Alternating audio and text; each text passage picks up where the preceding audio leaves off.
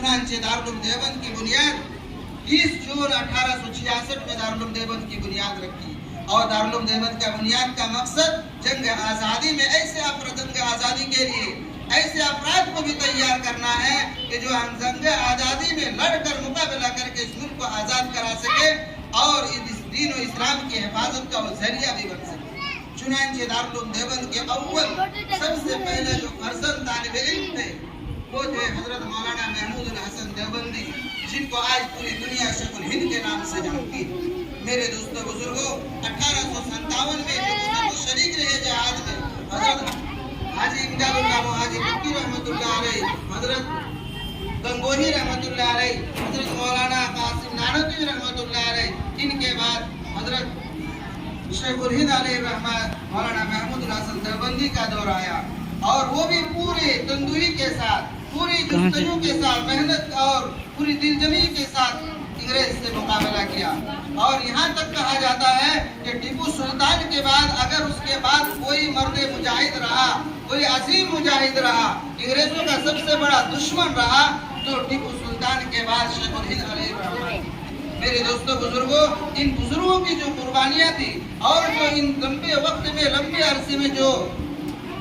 जिहाद हुआ, लड़ाई का सिलसिला जारी रहा, इसको मुख्तसर तफसील से बयान किया तो नहीं जा सकता कि किस तरह से जंगी हुई और जंग में कितने लोग शहीद हुए, मुख्तसर वक्त में तो बयान नहीं किया जा सकता। लेकिन हजरत शेखुल हिंद रहमतुल्लाह अलैह की एक कुर्बानी का मैं आपको जिक्र करता हूँ, उससे आपको अंदाजा होगा कि हमारे बड़ों ने, बुजुर्गों ने किस तरह से कुर्बानी दी। उनको माल्टा के जेल में बंद कर दिया गया। हजरत शेखुल हिंद रहमतुल्लाह अलैह को माल्टा के जेल में बंद कर दिया गया। उनके साथ उनके चहीते शागिर्द हजरत मौलाना सैयद हुसैन अहमद मदनी नव्वरल्लाहु मरकज़हु उनके साथ थे। वो फरमाते हैं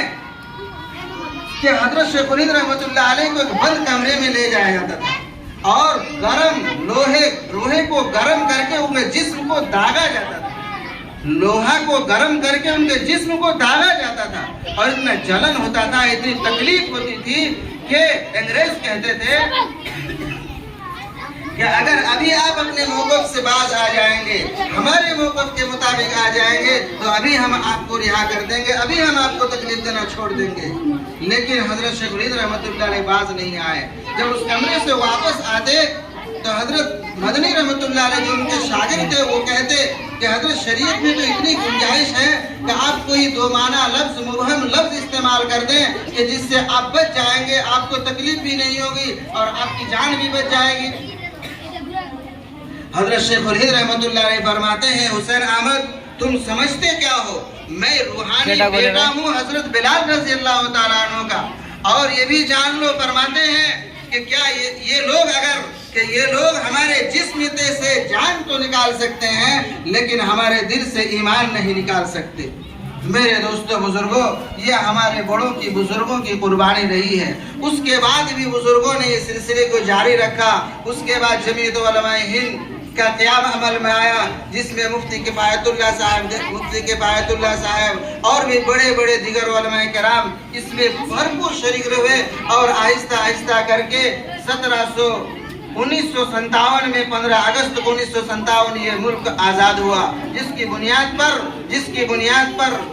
आज हमें और आपको ये दीन देखने को मिल रहा है। लेकिन एक बात मैं आपको ये भी अर्ज कर दूं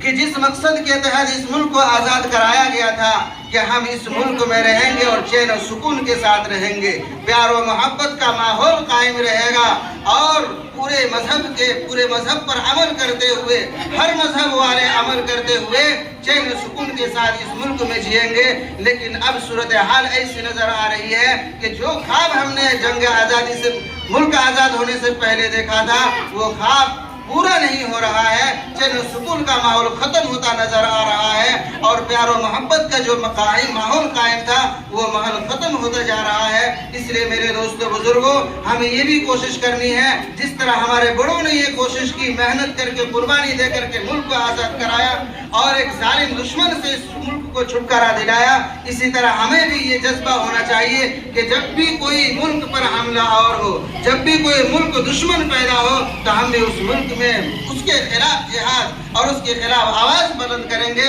تاکہ یہ ملک جس طرح امن و شانتی کا ملک تھا اسی طرح اب بھی امن و شانتی کا ملک برقرار رہے۔ وآخر دعوانا الحمدللہ رب العالمین۔ ابھی 5 منٹ پہلے چھوڑ دیں، لائن لگا دیتے ہیں ابھی